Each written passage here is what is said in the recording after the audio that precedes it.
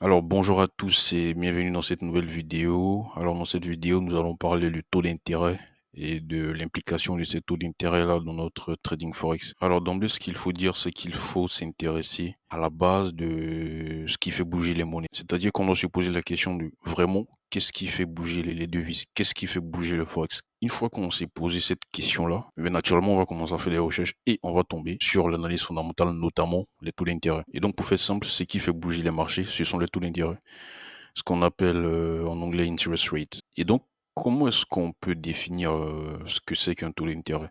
En fait, un taux d'intérêt, comme j'ai mis ici, on peut le voir très simplement comme étant le rendement de la devise, c'est-à-dire le rendement de la monnaie. On peut voir ça un peu comme, par exemple, les actions.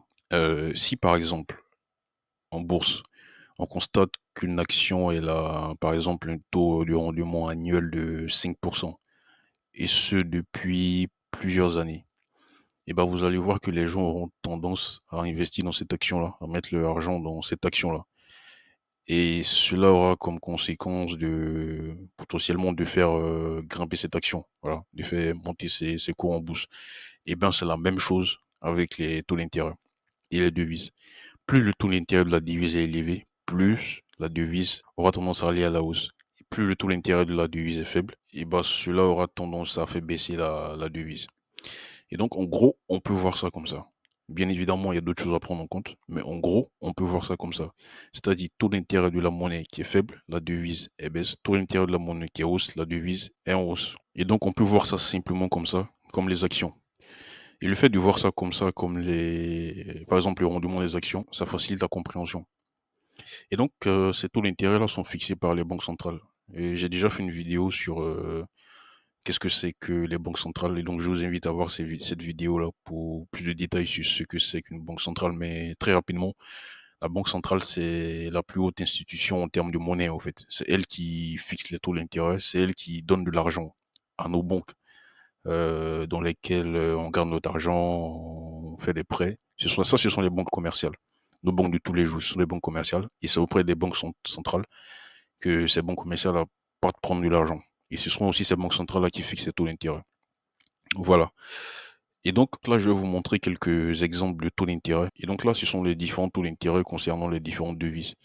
Présentement, le dollar néo-zélandais et le dollar américain ont le même taux d'intérêt, 5,50, 5,50%. Et ben, évidemment, c'est pas toutes les monnaies. Alors ici, c'est le yen japonais, c'est la seule devise parmi ces différentes devises-là qui a un taux d'intérêt négatif. Et d'ailleurs, notre exemple portera sur le yen japonais, donc restez jusqu'à la fin. Et donc maintenant, on peut se demander, mais comment est-ce que ces taux d'intérêt-là, comment est-ce que cela impacte, c'est quoi le mécanisme d'impactation sur les monnaies?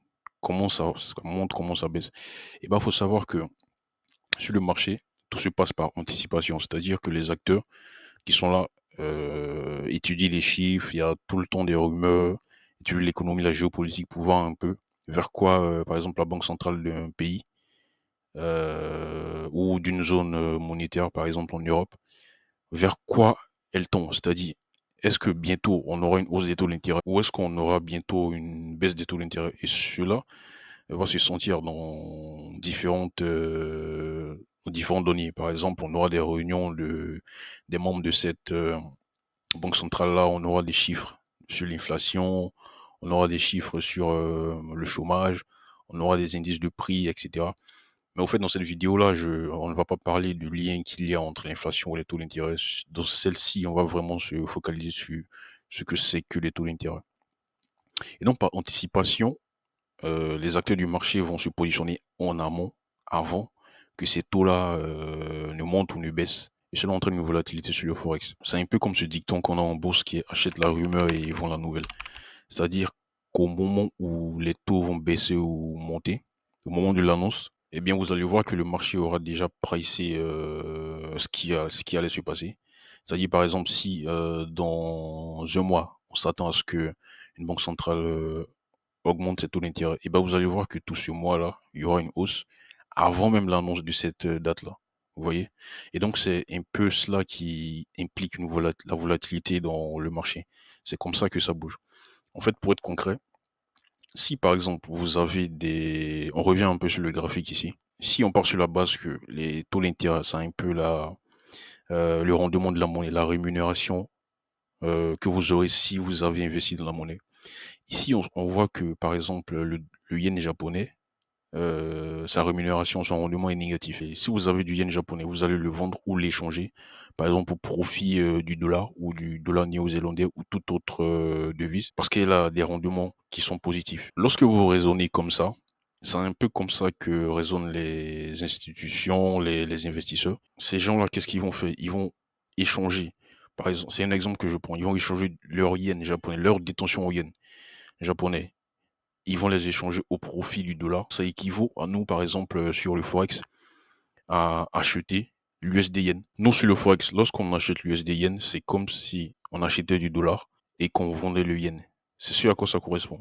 Et moi, c'est ce qui se passe dans la vraie vie. C'est-à-dire que je prends l'exemple du franc suisse. Par exemple, des investisseurs, en voyant que le rendement du franc suisse est à 1,75 et le rendement du dollar canadien à 5%, et ben ces gens-là vont préférer échanger leur franc suisse en dollars canadiens parce qu'ils auront une rémunération plus élevée. Vous voyez? Et donc, ce sont les anticipations, ce sont ces taux d'intérêt-là qui vont permettre ces flux monétaires à travers le monde. Et c'est ce qui va faire baisser ou va faire monter une devise.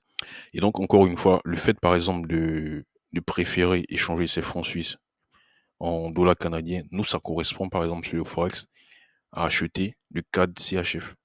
Voilà, c'est-à-dire qu'on préfère, on parie que le CAD va monter, le dollar canadien va monter au profit du franc suisse. Voilà, c'est un peu cet exemple-là que je voulais, et c'est un peu cet exemple-là que je voulais vous montrer concernant achète la rumeur et vend la nouvelle. Et donc maintenant, on va voir un cas pratique sur le yen japonais concernant les taux d'intérêt. Et donc ici, c'est le graphique des taux d'intérêt du yen japonais. Et donc vous voyez qu'ici, depuis très longtemps, les taux d'intérêt au Japon sont à moins 0,1. En fait, cela est dû à la déflation au Japon. Voilà, il y a une forte déflation au Japon, donc la Banque centrale du Japon a décidé de maintenir des taux négatifs, voilà, pour pouvoir lutter contre cette déflation-là. Voilà. Et donc depuis très longtemps, ces taux d'intérêt-là sont à moins 0,1%. D'ailleurs, la Banque du Japon est en train de changer sa politique monétaire. On aura bientôt le passage soit à 0% ou soit dans le positif de ces taux d'intérêt-là. Donc cela va impliquer beaucoup de choses. Et donc, qui dit taux bas, d'autant plus négatif, et bah forcément la devise elle perd de la valeur. C'est-à-dire les gens ont préféré échanger leur yen japonais dans d'autres devises. Parce que détenir du yen japonais, ça ne t'apporte pas de rendement. Et encore, ça te fait perdre de l'argent. C'est-à-dire à chaque fois que tu détiens du yen japonais, tu as moins 0,1% sur ce que tu détiens. Et donc si on part sur le graphique, ça c'est l'indice qui représente un peu le yen japonais. Et donc vous voyez qu'ici, depuis 2000, bon ici on a des données depuis 2020. Vous voyez que le yen japonais est en chute, c'est-à-dire en grosse tendance baissière depuis là. Et cela est dû à ce taux d'intérêt négatif là. Et donc cette baisse-là a permis à toutes les devises majeures de surperformer le yen japonais au fait. C'est-à-dire que tout le monde va préférer échanger ses yens japonais en du dollar canadien, franc suisse, parce que détenir du yen japonais, ça te fait même perdre de l'argent. Et donc ces devises-là sur le forex, elles ont surperformé par rapport au yen japonais.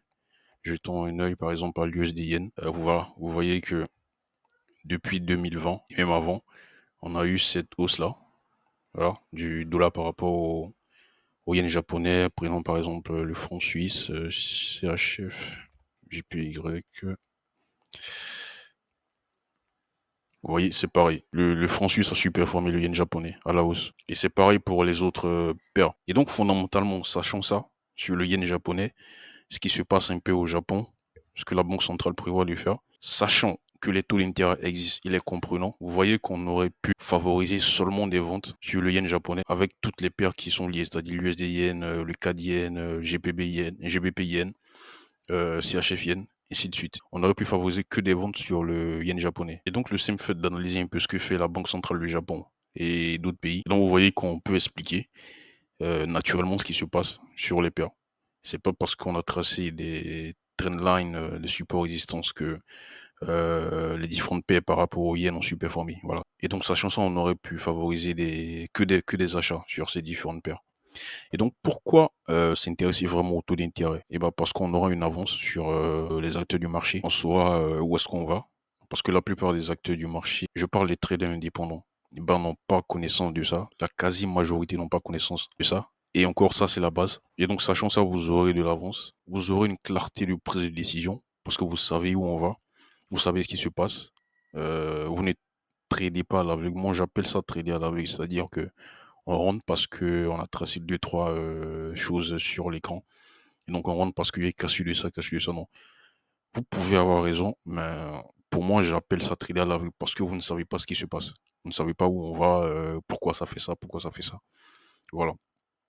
Et donc, c'est un peu ce que je voulais partager avec vous concernant les taux d'intérêt et leur implication dans le trading forex. J'espère que ça vous aura plu, j'espère que ça vous a aidé. Laissez en commentaire les questions que vous avez. Au fur et à mesure, je ferai des vidéos pour expliquer de plus en plus les liens entre les différents liens entre taux d'intérêt, inflation, chômage, etc.